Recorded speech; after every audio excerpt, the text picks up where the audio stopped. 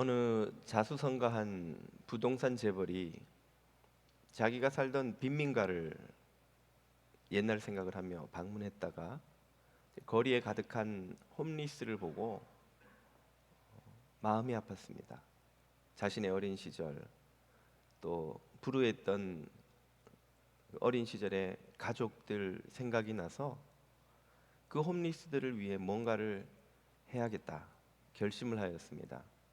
비서에게 몇 가지를 준비시킨 후에 그 타운에 들어가서 홈리스들을 불러 모아서는 말했습니다. 여러분, 제가 여러분에게 선물을 한 가지 하려는데 여러분도 저에게 뭔가를 좀 주셨으면 좋겠습니다. 여러분이 가지신 것을 무엇이든지 저에게 좀 주십시오. 그러자 일부 홈리스들은 의심의 눈초리를 보내면서 아니, 우리 카트에 담긴 이 골판지, 이 텐트, 이게 없으면 우리는 밤에 잘 수가 없는데 뭘 달라는 거예요? 당신이 누군데 와서 우리 걸 달라는 거예요? 귀한 걸.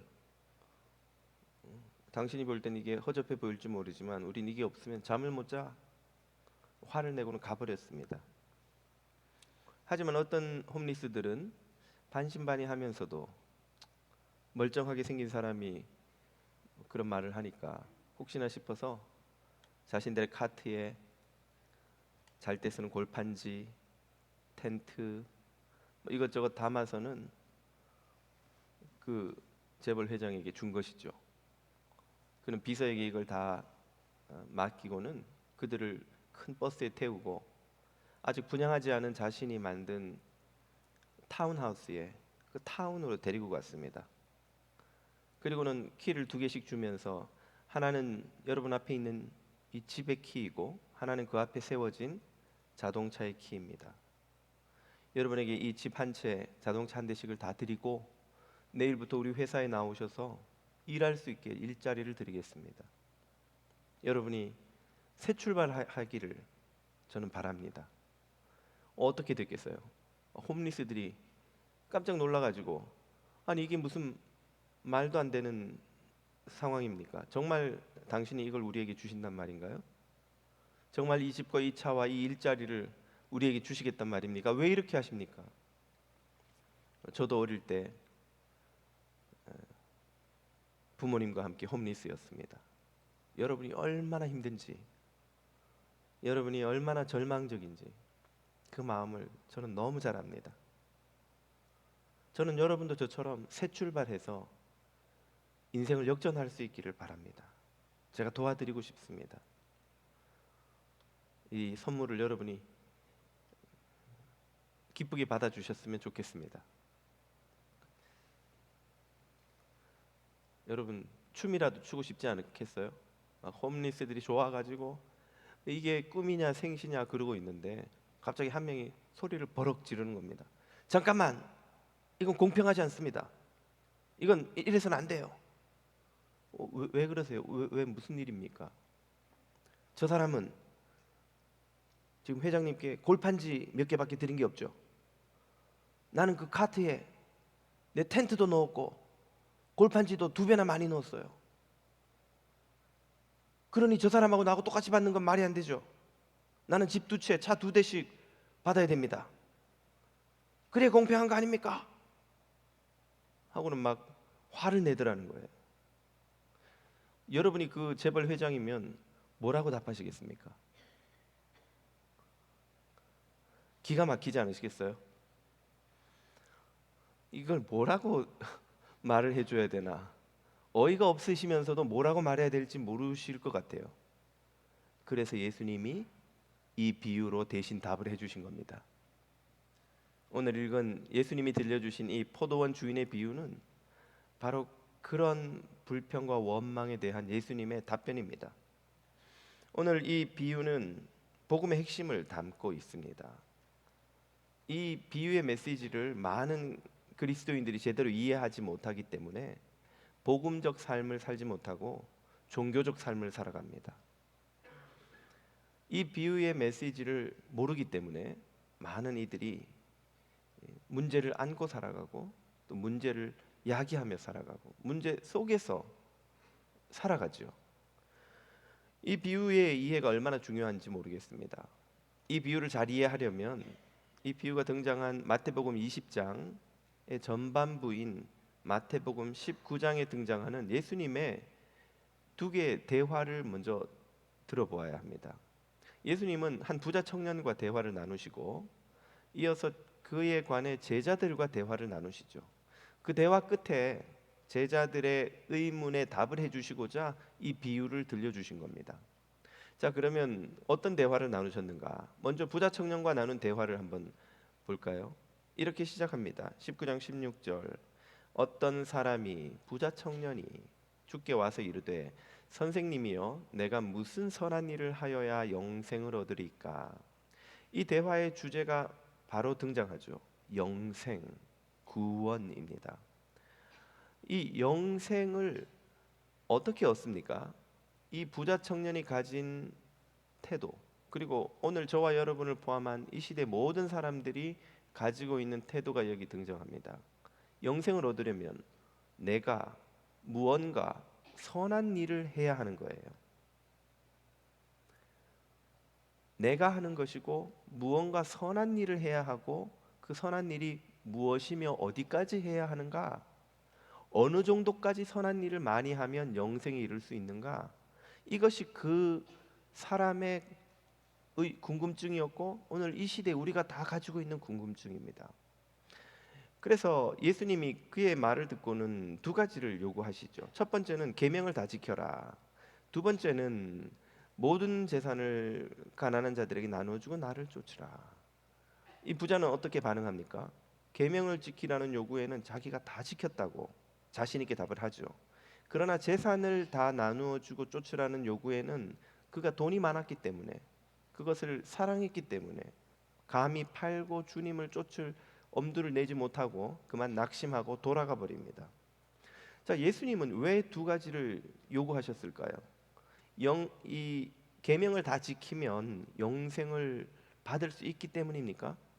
그랬다면 이 부자 청년이 다 지켰습니다 하고 답했을 때 그래 너에게는 그럼 영생이 주어질 만하네 하고 답을 주셨을 거예요.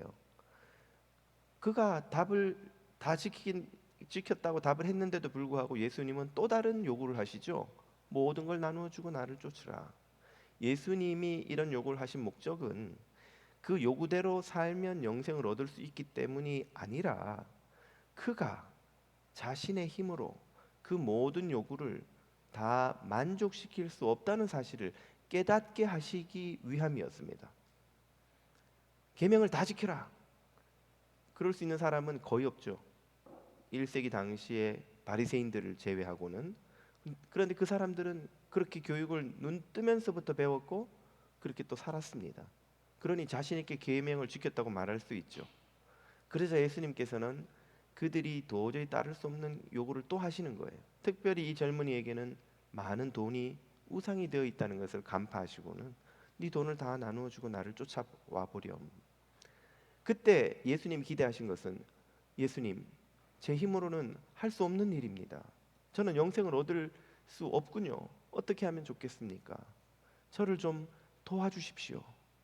주님 앞에 엎드려 은혜를 구하는 것이야말로 주님이 기대하신 반응인데 그는 여전히 자기가 해야 하고 자기가 할 수 없으니 절망하는 것으로 그만 주님을 떠나가 버리고 말았습니다.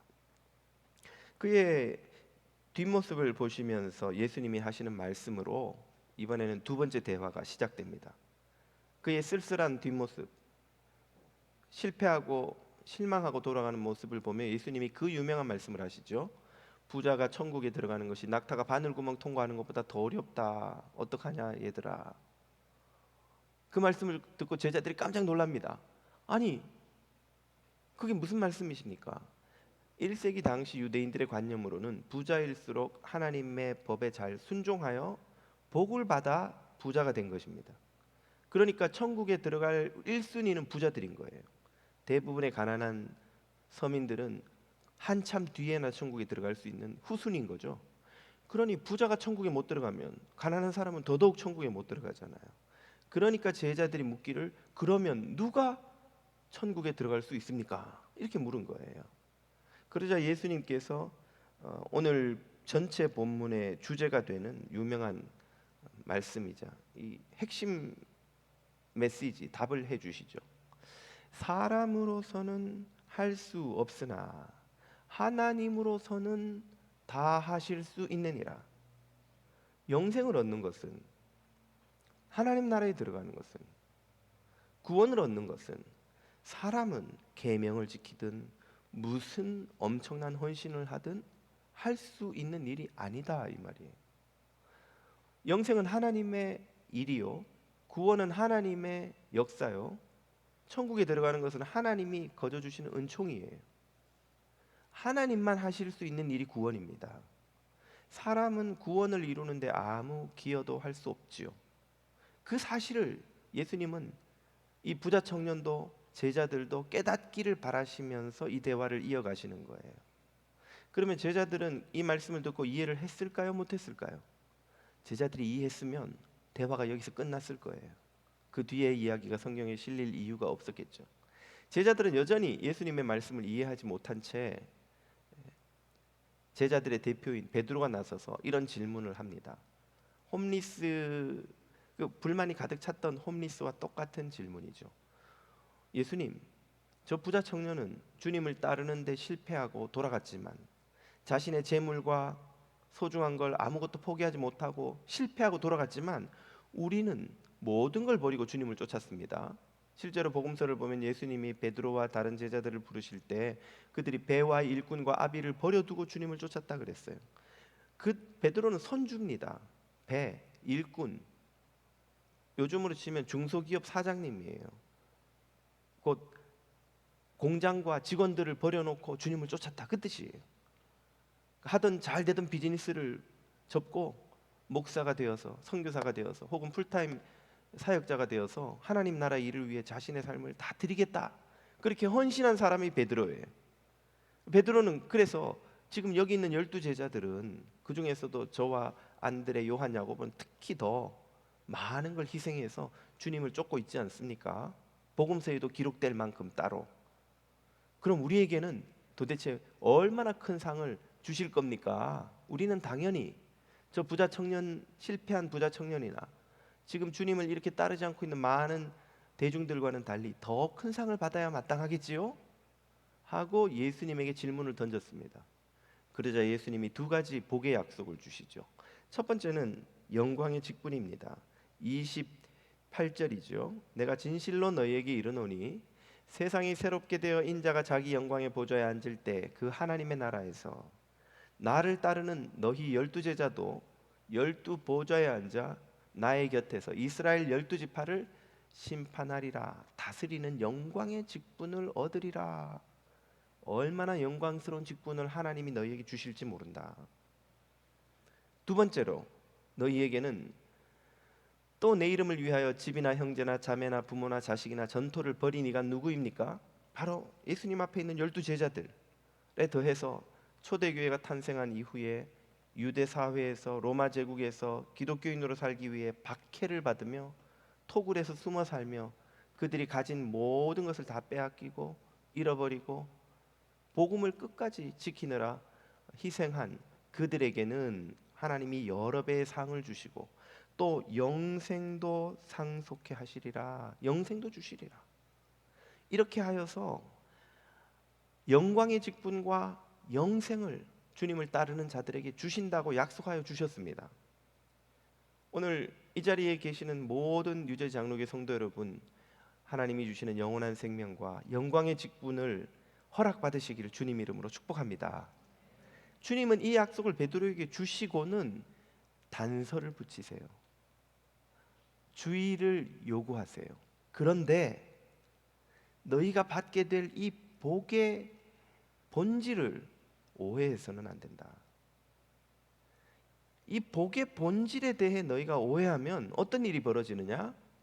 먼저 된 너희들이야말로 하나님 나라에서 가장 나중되고, 나중되었다 너희가 생각하는 이들이 가장 먼저 된 자가 나타날 것이다. 아니 많을 것이다. 30절. 이것은 예수님이 주신 복의 약속을 이 제자들이 오해해서는 안 된다고 주님이 주의를 요구하시는 대목이에요. 도대체 무슨 오해를 하면 안 되고 무엇을 정확히 바로 알아야 한다는 말일까요?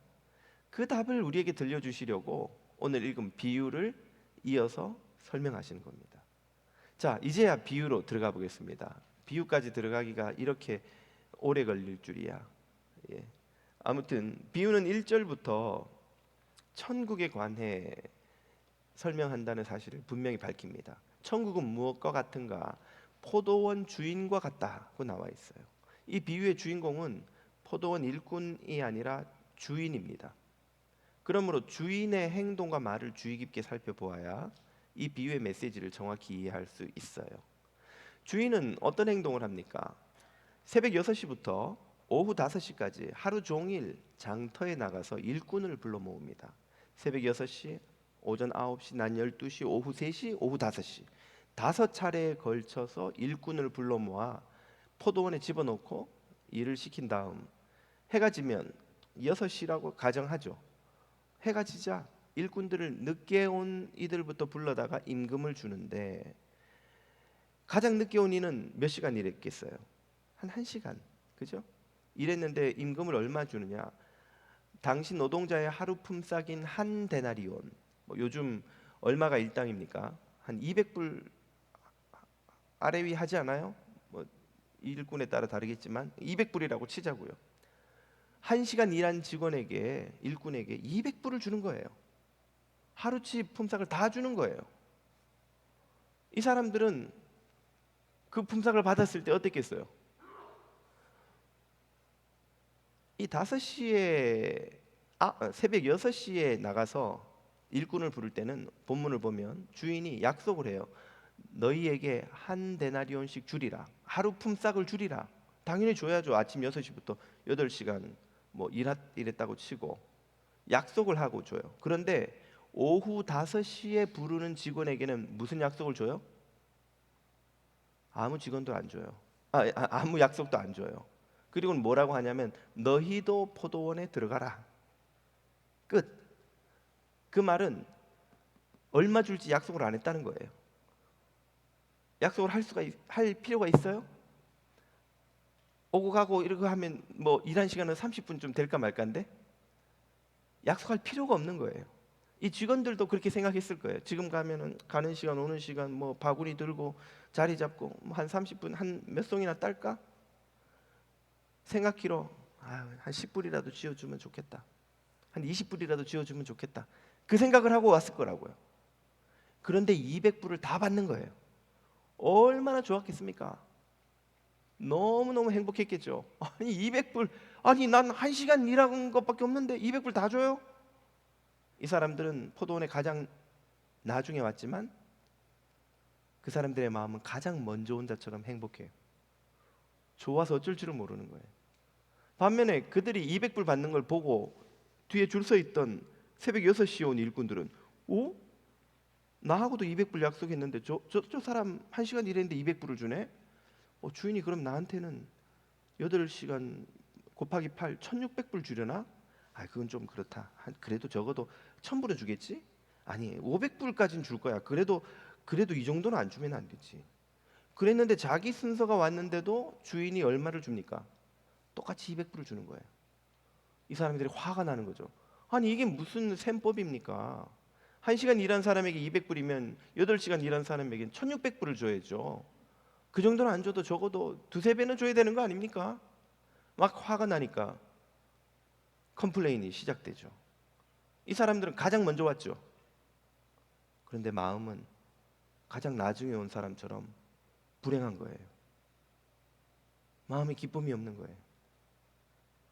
즐겁지 않은 거예요. 여러분은 이 새벽 6시에 온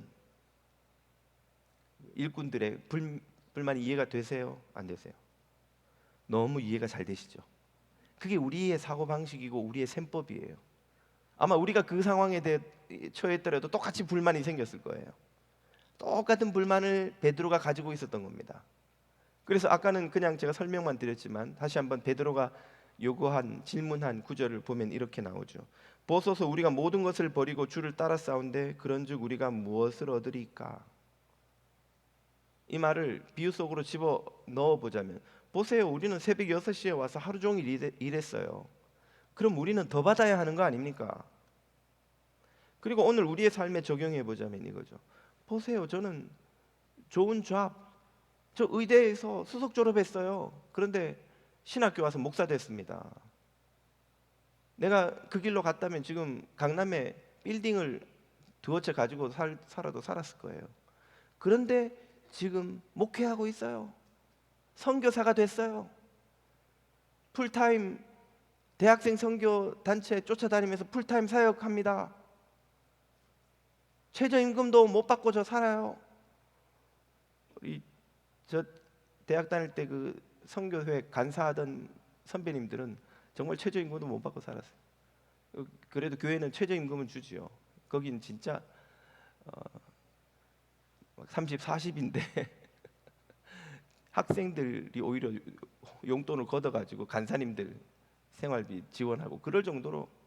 근데 그분들이 뭐 인간적으로 보면 자기 공부한 게 전공이 의대, 법대, 뭐 경제 다 자기 잡을 갖고 나갔으면 밥벌이나 하고 살 사람들인데 내가 이렇게 주님을 위해 희생했어요. 내가 피땀 흘려 번 돈 주님 헌금했습니다. 교회와 살다시피 하면서 이 교회, 이 부서, 이 사역 제가 일으켜 세웠어요. 주님 제게 그렇지 않은 사람들보다는 뭔가 더 주셔야 되는 거 아닙니까? 복을 더 주셔야죠. 우리 아이 좋은 대학 가도록, 우리 남편 승진하도록, 우리 모두 우리 가정은 이런저런 기도 제목이 다 응답받고 뭔가 더 받아야 되는 거 아닙니까? 하는 질문입니다. 이런 질문을 베드로도 던졌고 이 6시에 온 일꾼도 던졌고 우리도 던지고 있어요. 주님 앞에. 왜 이런 질문이 나올까요? 부자 청년이 가졌던 것과 똑같은 사고방식을 우리가 가지고 있기 때문이에요. 영생은 우리가 무언가 선하고 희생하고 수고하고 공을 세우는 열심히 믿는 그 헌신을 통해서 얻어내는 것, 자격을 갖추는 것이란 사고방식을 우리 모두가 여전히 갖고 있기 때문이에요. 그에 대해서 예수님은 이 주인의 행동을 통해서 어떤 답을 주십니까? 주인이 왜 뭐 새벽 6시는 당연하지만 9시까지도 뭐 이해할 만해요. 일꾼이 필요하고 일손이 필요하다면. 낮 12시 조금 의문스러운데 오후 3시? 그 시간에 일꾼을 데리고 와서 뭐 할까? 오후 5시 일꾼을 넣자마자 해지고 끝나요.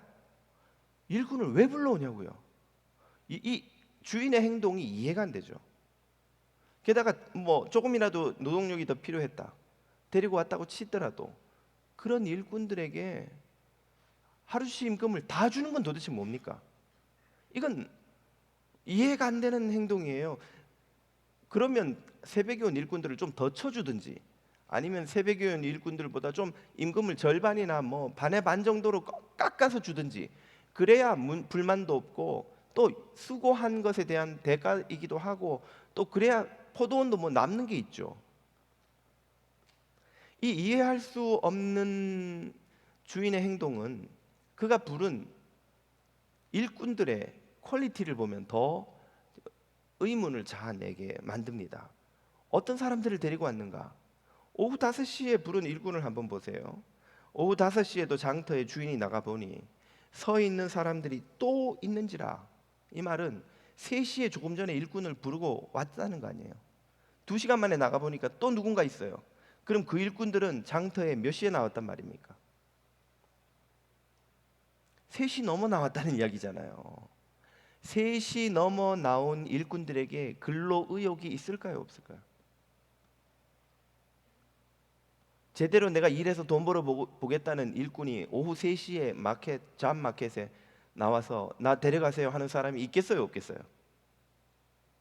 이 사람들에게 과연 근로 의욕이 있는지가 의심스러운데다가 이 사람들이 왜 여기에 이 시간까지 있느냐고 했더니 그들의 답이 더 가관이에요. 7절 우리를 품꾼으로 쓰는 이가 없음이니이다.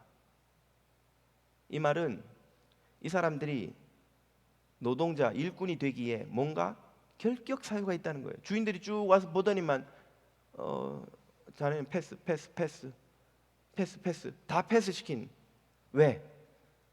몸에 뭔가 건강하지 않거나 뭐 지나치게 어리거나 나이가 많거나 혹은 왜소하거나 뭔가 핸디캡이 있거나 아무튼 어쨌든 이 사람을 데리고 가서 일을 제대로 시키겠는가 의문스러워서 제쳐놓은 사람들인 거예요.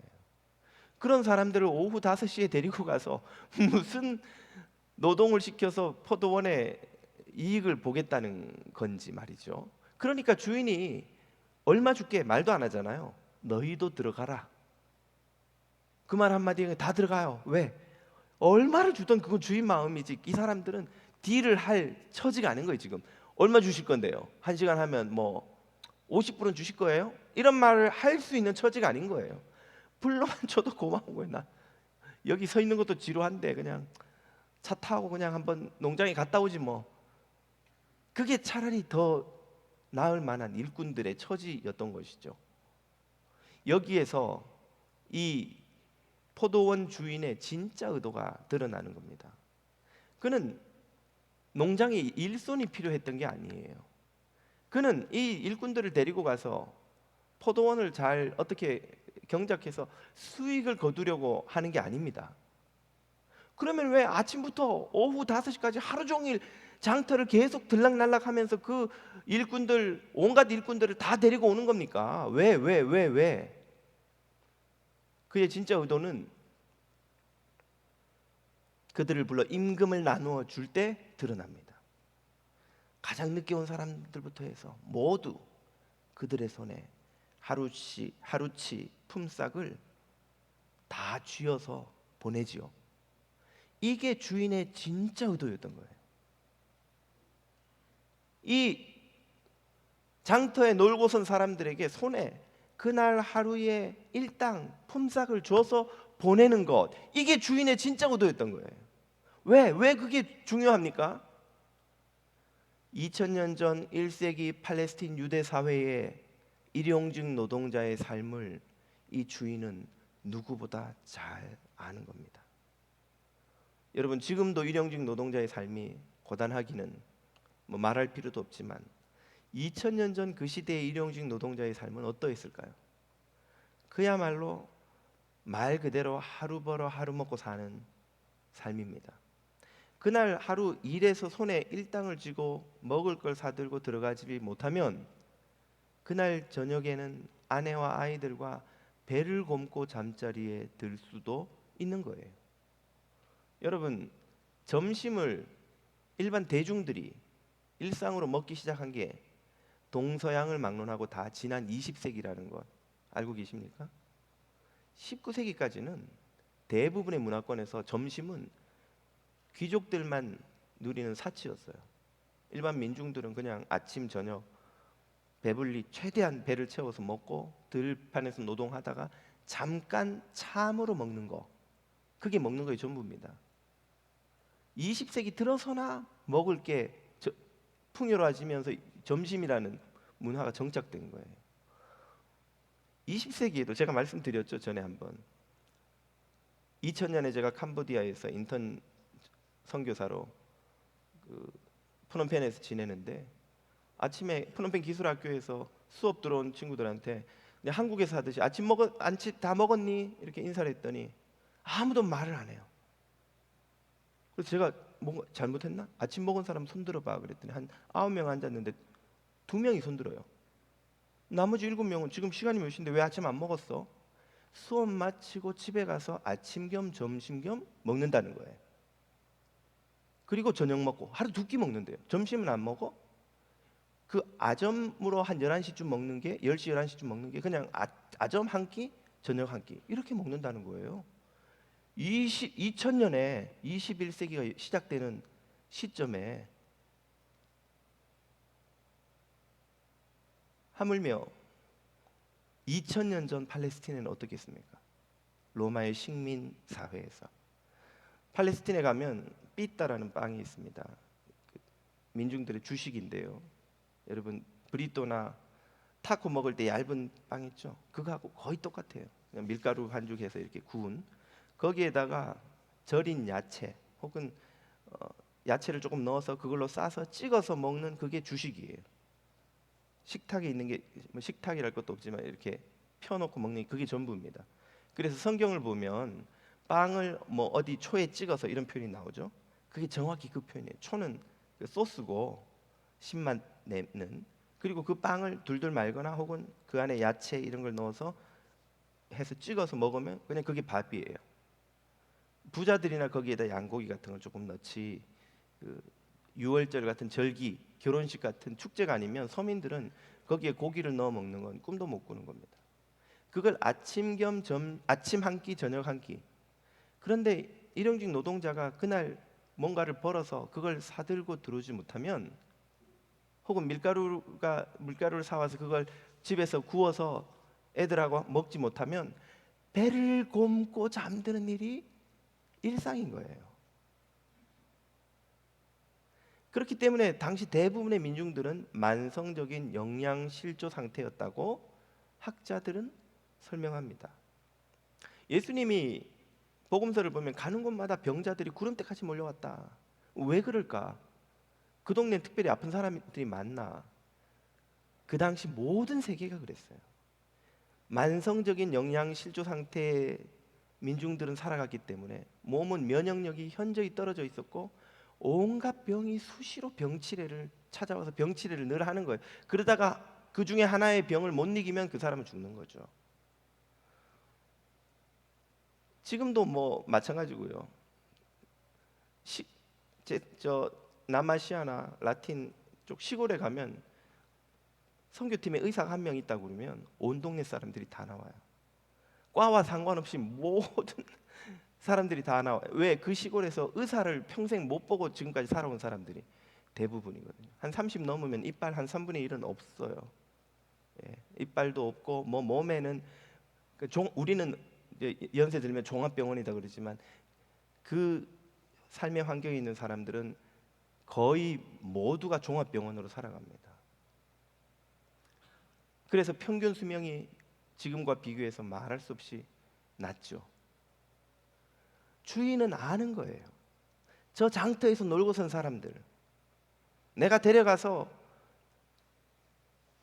일당을 주지 않으면 오늘도 빈손으로 집에 가요. 아내와 아이들과 배를 곪고 잠이 들어야 돼요.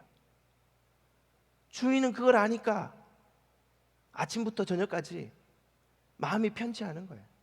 장터에 나가서 보이는 대로 데리고 들어오는 거죠. 포도원에 가.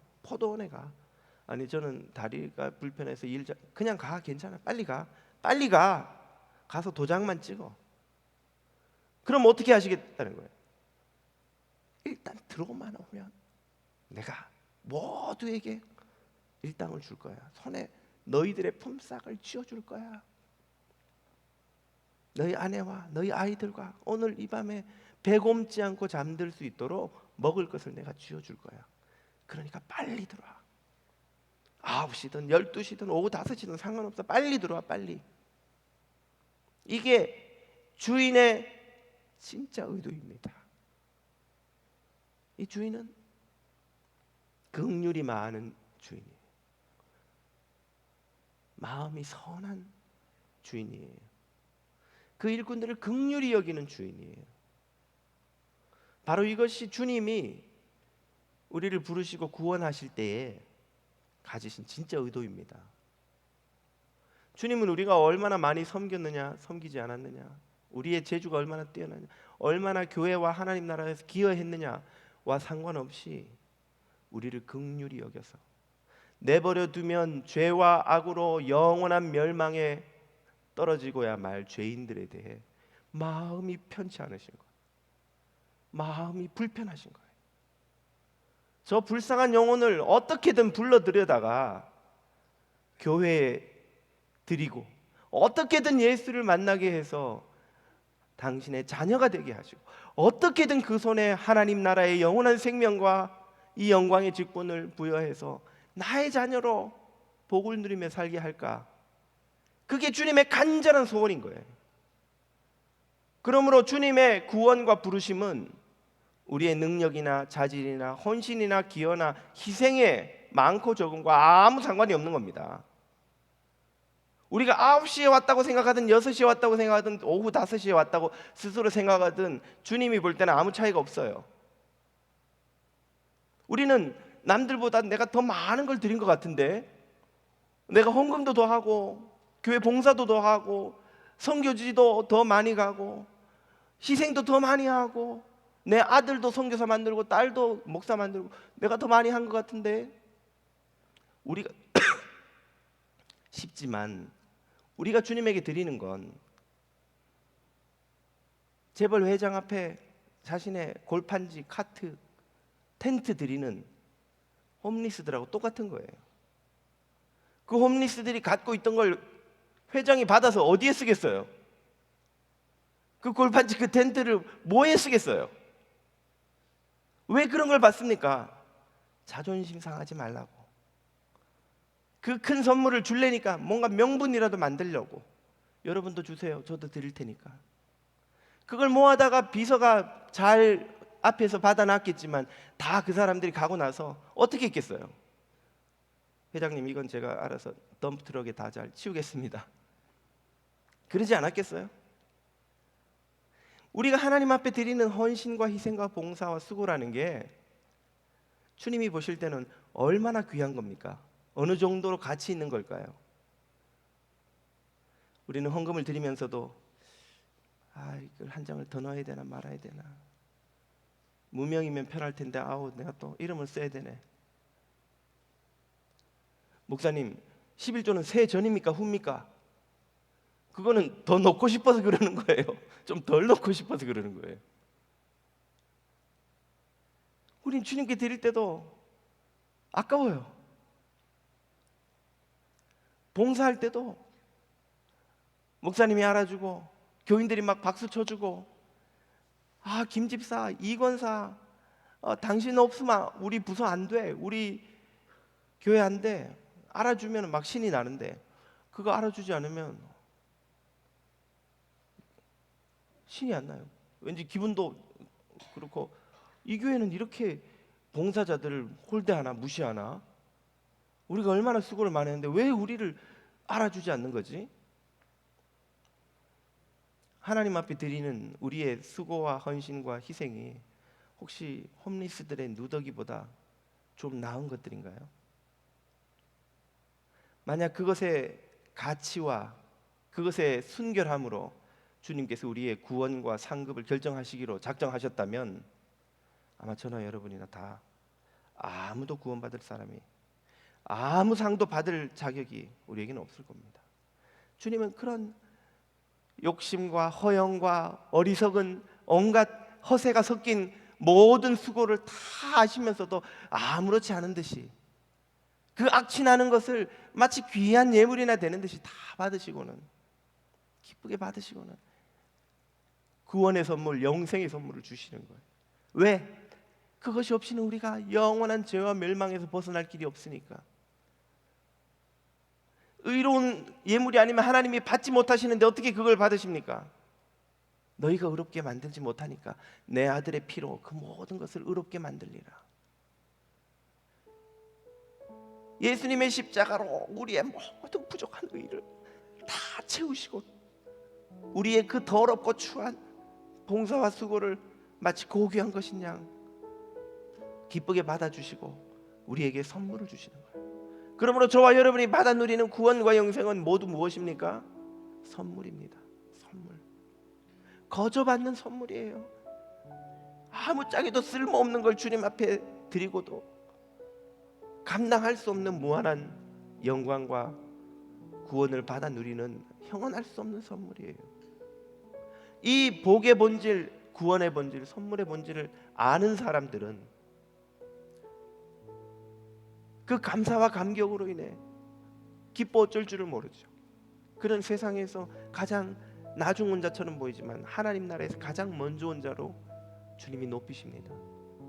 이 본질을 모르고 자신이 마땅히 받아야 할 것, 대접과 영광과 인정과 평판을 받지 못해 불만스럽고 자신만이 의로운 줄을 알고 하나님 앞에 원망과 불평을 쏟아놓을 때 우리는 세상에서 혹시 먼저 된 자처럼 보일지 모르지만 하나님 나라에서 가장 나중된 자로 밀려납니다. 주님이 그 말씀을 우리에게 하신 겁니다. 이 진리를 깨닫는 만큼 우리는 복음으로 살아갈 수가 있습니다. 우리가 누리는 모든 게 은혜입니다. 그 부자 청년이 계명을 다 지킨 것 하나님의 놀라운 은혜예요.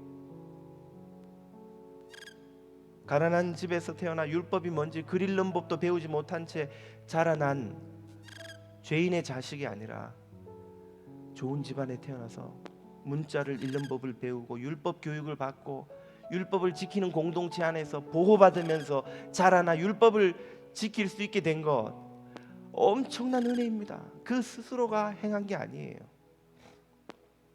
베드로가 모든 것을 버리고 주님을 쫓을 수 있게 된 것, 그 베드로를 택하시고 부르신 주님의 은혜예요. 그를 위해 쉬지 않고 기도하시는 주님의 은혜입니다.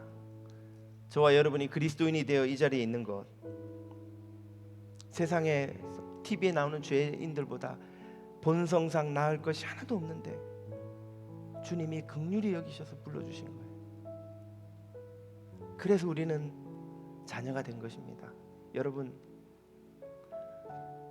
모든 것이 하나님의 무한한 은혜임을 고백하십니까? 은혜 없이는 우리가 하나도 누릴 것이 없다는 것을 깨달으시길 축복합니다.